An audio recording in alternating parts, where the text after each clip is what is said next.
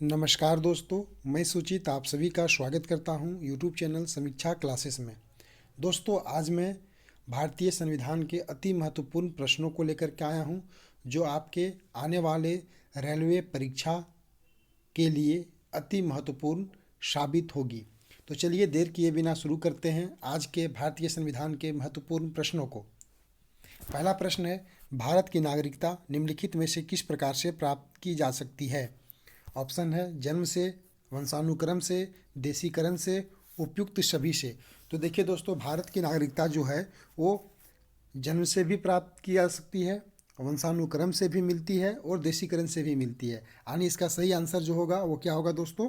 उपयुक्त में से सभी से। ठीक है, तो देखिए अगर हम बात करें भारतीय नागरिकता अधिनियम 1955 के तहत, तो जो भारत में नागरिकता देने का जो नियम है, देने का जो अधिकार है, उसमें जो मिलता है अधिकार, वो जन्म के द्वारा भी मिलता है, देशीकरण के द्वारा भी मिलता है, पंजीकरण के द्वारा भी मिलता है और वंश परंपरा के द्वारा भी मिलता है। ठीक है, तो देखिए जन्म से भी तो मिलेगा, वंशानुक्रम से भी मिलेगा, देशीकरण से भी मिलेगा। तो सही आंसर क्या होगा? उपयुक्त में से सभी। अगला प्रश्न है, भारतीय नागरिकता के लिए आवेदन करने से पहले किसी व्यक्ति के लिए न्यूनतम कितने समय तक भारत में रहना अनिवार्य है? ऑप्शन है 3 वर्ष, 5 वर्ष, 7 वर्ष, 10 वर्ष। तो इसका जो सही आंसर होगा दोस्तों वो क्या होगा? 7 वर्ष। ठीक है, कितना होगा? 7 वर्ष होगा। देखिए भारतीय नागरिकता के बारे में अगर हम देखें तो भारतीय संविधान में इसका जो उल्लेख है वो भाग 2 में किया गया है। किस में किया गया है?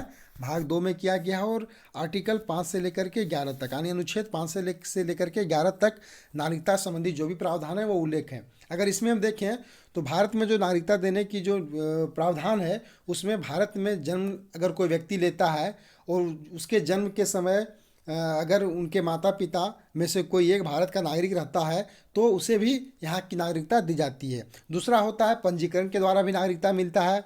ठीक है, और अगर पंजीकरण के द्वारा किसी को नागरिकता लेना होता है तो उसे कम से कम भारत में 7 वर्ष रहना होता है। तो सही आंसर क्या होगा? 7 वर्ष। अगला प्रश्न है, भारत में नागरिकता प्राप्त करने का नियम कौन बनाता है? ऑप्शन है राष्ट्रपति, राज्यपाल, मुख्य चुनाव आयुक्त, प्रधानमंत्री।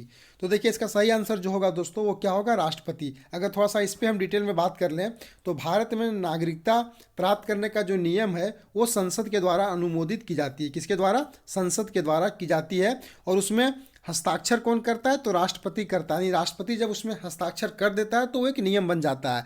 तो सही आंसर क्या होगा? राष्ट्रपति। अगला प्रश्न है दोस्तों, ग्राम पंचायत चुनाव कराने का निर्णय लिया जाता है। ऑप्शन है जिलाधिकारी के द्वारा, राज्य चुनाव आयोग द्वारा, केंद्रीय सरकार द्वारा, राज्य सरकार द्वारा। तो इसका सही आंसर जो होगा दोस्तों वो क्या होगा? राज्य सरकार के द्वारा। अगर हम बात करें थोड़ा सा ग्राम पंचायत के बारे में, तो भारतीय संविधान के अनुच्छेद 40 में यह एक व्यवस्था की गई है क्या, कि राज्य जो है वो ग्राम पंचायतों का संगठन और उसके स्वायत्त शासन की इकाइयों के रूप में वो स्थापित करने का प्रयास करेगा।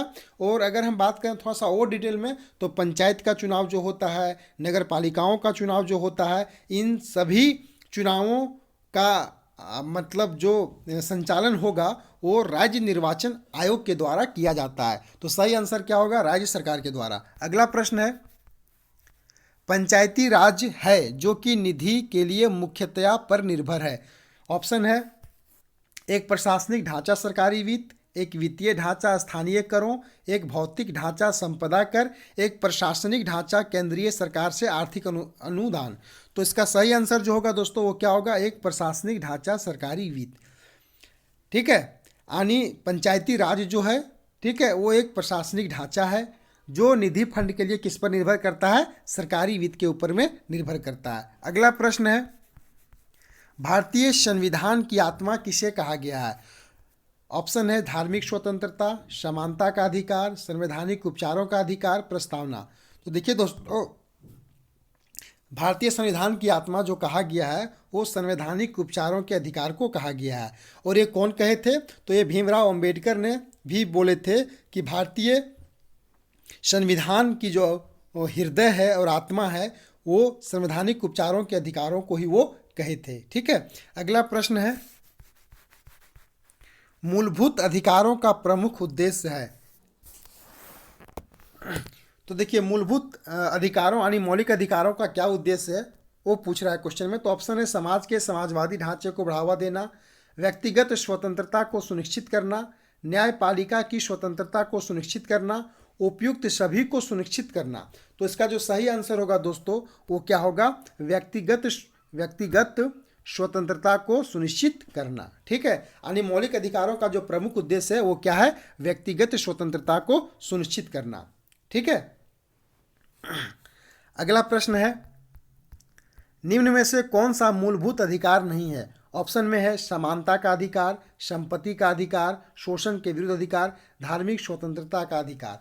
तो देखिए जिसमें संविधान बनाया गया था उस समय मूलभूत अधिकार जो थे, मौलिक अधिकार जो थे वो टोटल 7 थे, लेकिन वर्तमान में अगर बात करें तो कितने हैं, 6 हैं। ठीक है, और इसमें से जो संपत्ति का अधिकार था उसे मौलिक अधिकार से हटा दिया गया था।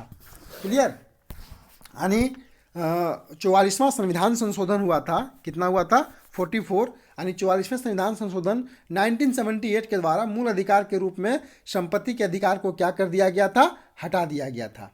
क्लियर,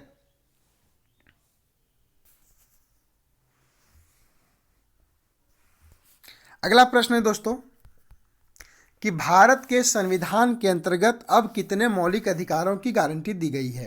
क्लियर, ऑप्शन है 8, 7, 6, 9। अभी हम जिक्र कर दिए थे कि पहले 7 थे लेकिन वर्तमान में कितने हैं, 6 हैं। ठीक है, यानी भारतीय संविधान के अंतर्गत वर्तमान में कितने मौलिक अधिकार हैं, तो 6 मौलिक अधिकार हैं। ठीक है, ये कौन कौन से हैं, तो ये है समता का अधिकार, स्वतंत्रता का अधिकार, धर्म की स्वतंत्रता का अधिकार, शोषण के विरुद्ध अधिकार, संस्कृति और शिक्षा संबंधी अधिकार, और छठा जो है वो क्या है, संवैधानिक उपचारों का अधिकार। अब अगला प्रश्न देखते हैं दोस्तों। अगला है मौलिक अधिकारों में संशोधन करने के लिए कौन सक्षम है। ठीक है, ऑप्शन है राष्ट्रपति, लोकसभा, सर्वोच्च न्यायालय, संसद। तो देखिए इसका सही जो आंसर होगा दोस्तों वो क्या होगा, संसद होगा। यानी संसद जो है वो मौलिक अधिकारों में संशोधन करने के लिए सक्षम है, वो संशोधन कर सकता है। अगर हम बात करें कि संविधान का संशोधन जो है वो कैसे होता है, सॉरी मौलिक अधिकारों का संशोधन जो होता है वो कैसे होता है, तो मौलिक अधिकारों सहित संविधान के किसी भी भाग की अगर संशोधन की हम बात करें तो उसका अधिकार केवल किसके पास है, संसद के पास है। वो कौन से अनुच्छेद के तहत, तो 368 यानी अनुच्छेद 368 के तहत यह अधिकार किसको प्राप्त है, संसद को प्राप्त है। ठीक है, लेकिन बाद में सर्वोच्च न्यायालय जो है वो अगर संसद के द्वारा कोई संशोधन किया जाता है तो उसका न्यायिक पुनरावलोकन भी कर सकता है, कौन, सर्वोच्च न्यायालय। ठीक है, अगला प्रश्न है भारतीय संविधान में राज्य के नीति निर्देशक सिद्धांतों को शामिल करने के पीछे मुख्य उद्देश्य क्या था। ऑप्शन है कल्याणकारी राज्य की स्थापना, धर्मनिरपेक्ष राज्य की स्थापना, सरकार के निरंकुश कार्यों पर नियंत्रण रखना, नागरिकों के विकास के लिए सर्वोच्च अवसर प्रदान करना, और लास्ट ऑप्शन जो है वो इनमें से कोई नहीं। तो इसका सही आंसर जो होगा दोस्तों वो क्या होगा, कल्याणकारी राज्य की स्थापना करना। यानी हम कह सकते हैं कि भारतीय संविधान में जो राज्य के नीति निर्देशक सिद्धांतों को शामिल किया गया है उसके पीछे जो मुख्य उद्देश्य है वो क्या है कि भारत को एक कल्याणकारी राज्य के रूप में स्थापित करना। ठीक है, थोड़ा सा अगर इसके बारे में हम देख लें कि नीति निर्देशक तत्व जो है वो क्या है, तो नीति निर्देशक तत्व जो है इसको हमारे संविधान में भाग 4 में शामिल किया गया है। किसमें, भाग 4 में इसका उल्लेख किया गया है। ठीक है, और आर्टिकल जो है वो 36 से लेकर के 51 तक इसका उल्लेख मिलता है। ठीक, अगला प्रश्न है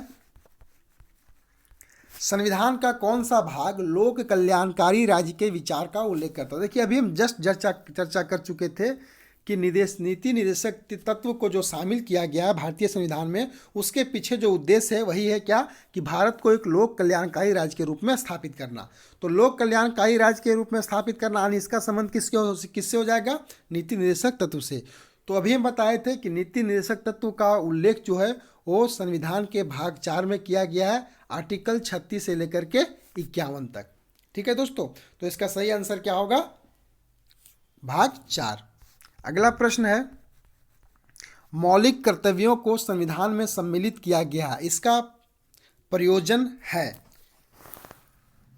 देखिए बोल रहा है कि मौलिक कर्तव्य को जो संविधान में शामिल किया गया है, इसके पीछे क्या उद्देश्य है। ऑप्शन है मौलिक अधिकारों के दुरुपयोग पर रोक, मौलिक अधिकारों को और अधिक सार्थक बनाना, विनाशक एवं असंवैधानिक गतिविधियों को नियंत्रित करना, कार्यपालिका की बढ़ती शक्ति को नियंत्रित में रखना। तो इसका जो सही आंसर होगा दोस्तों वो क्या होगा, वो होगा आपका विनाशक एवं असंवैधानिक गतिविधियों को नियंत्रित करना। यानी मौलिक कर्तव्य को संविधान में जो शामिल किया गया है, ठीक है, इसका प्रयोजन क्या है, इसका एकमात्र प्रयोजन है विनाशक एवं असंवैधानिक गतिविधियों को नियंत्रित करना। ठीक है। अगर हम बात करें मौलिक कर्तव्य के बारे में, तो 42वां संविधान संशोधन के द्वारा सोवियत संघ के जो संविधान थे उनमें क्या था, मौलिक कर्तव्य, उसको भारतीय संविधान में शामिल किया गया और इसे भाग 4 में, भाग 4 में अनुच्छेद 51 ये में मौलिक कर्तव्य को रखा गया है। और टोटल मौलिक कर्तव्य जो है वो है कितने, 11 हैं। ठीक है। और ये मौलिक कर्तव्य जो हैं ये विनाशक एवं असंवैधानिक गतिविधियों को नियंत्रित करने में मदद करते हैं, यानी सहायता पहुंचाते हैं। अगला प्रश्न है, किसकी अनुशंसा पर भारतीय संविधान में मूल कर्तव्यों को जोड़ा गया। तो देखिए अगर हम बात करें कि मूल कर्तव्य को जो भारतीय संविधान में जोड़ा गया है, तो वो सुझाव किसका था, किसकी अनुशंसा थी, तो यह अनुशंसा थी किसकी, स्वर्ण सिंह रिपोर्ट पर, यानी सरदार स्वर्ण सिंह समिति बनी थी 1976 में। उसके द्वारा एक अनुशंसा किया गया था कि भारतीय संविधान में अनुच्छेद 51 को जोड़ा जाए, यानी जोड़ा गया है। ठीक है। अगला प्रश्न है, पंचायती राज का सबसे छोटा अंग है। ऑप्शन है जिला परिषद, पंचायत समिति, ग्राम और ग्राम पंचायत। तो पंचायती राज का जो सबसे छोटा अंग है वो क्या है, ग्राम पंचायत है। ठीक है। देखिए भारतीय संविधान के अनुच्छेद 40 में हम बता चुके थे ऊपर में भी कि पंचायती राज व्यवस्था का उल्लेख किया गया है और उसमें पंचायती राज का सबसे छोटा अंग जो है वो किसे माना गया है, ग्राम पंचायत को माना गया है। और भारतीय पंचायती राज जो है उसकी व्यवस्था क्या है, त्रिस्तरीय है। और यह किसके सिफारिशों पर आधारित थी, तो बलवंत राय मेहता समिति की सिफारिशों पर यह आधारित है। अगला प्रश्न है, भारतीय संविधान में नीति निर्देशक तत्व को लिया गया है। कहाँ से लिया गया है, तो नीति निर्देशक तत्व को जो है वो भारतीय संविधान में आयरलैंड के संविधान से लिया गया है। ठीक है। अगला प्रश्न है, नौकरी में समान अवसर का अधिकार संविधान के किस अनुच्छेद में प्रतिस्थापित है। तो देखिए नौकरी में समान अवसर का अधिकार जो है वो संविधान के आर्टिकल 16 में इसका उल्लेख किया गया, यानी भारत के संविधान में समान अवसर का जो अधिकार है वो आर्टिकल 16 में प्रतिस्थापित है और यह एक प्रकार का क्या है, मूल अधिकार है। ठीक है। अगला प्रश्न है, मूल संविधान के कौन से भाग में राज्य लोक कल्याण की संकल्पना सम्मिलित की गई है। तो देखिए इसका जो सभी हम ऊपर में भी चर्चा कर चुके थे, इसका राज्य लोक कल्याण का जो संबंध है वो किससे है, नीति निर्देशक तत्व से। तो इसका सही आंसर क्या होगा, राज्य के नीति निर्देशक तत्व से। ठीक है। जिसका जिक्र किया गया है भाग 4 में और आर्टिकल 36 से लेकर के 51 तक। अगला प्रश्न है, भारतीय संविधान में किस अनुच्छेद में समान न्याय एवं निःशुल्क विधिक सहायता का प्रावधान है। ऑप्शन देखिए इसमें दिया हुआ है अनुच्छेद 30, अनुच्छेद 19A, अनुच्छेद 25, अनुच्छेद 33B। तो इसका जो सही आंसर होगा दोस्तों वो क्या होगा, अनुच्छेद 39A। क्या होगा, आर्टिकल 39A। ठीक है। तो देखिए भारतीय संविधान का जो अनुच्छेद है 39A, ये राज्य को यह निर्देशित करता है कि वह समान न्याय और निःशुल्क विधिक सहायता अपने नागरिकों के लिए क्या करेगा, सुनिश्चित करेगा। ठीक है। तो भारतीय संविधान के अनुच्छेद 39 के तहत समान न्याय एवं निःशुल्क विधिक सहायता देने का प्रावधान है। अगला प्रश्न है, पंचायती राज की त्रिस्तरीय समिति का गठन किसके द्वारा किया गया था। तो इसका अभी हम जस्ट चर्चा किए थे कि यह जो सिफारिश था या जो गठन था वो बलवंत राय मेहता समिति की रिपोर्ट के आधार पर किया गया था। तो इसका सही आंसर क्या होगा? बलवंत राय समिति। ठीक है। अगला प्रश्न है, देखिए ये आज के थे हमारे, प्रश्न खत्म हो गया। ये थे आज के महत्वपूर्ण भारतीय संविधान के प्रश्न। अगर आपको ये वीडियो अच्छा लगा हो तो प्लीज़ चैनल को लाइक सब्सक्राइब जरूर कर लें।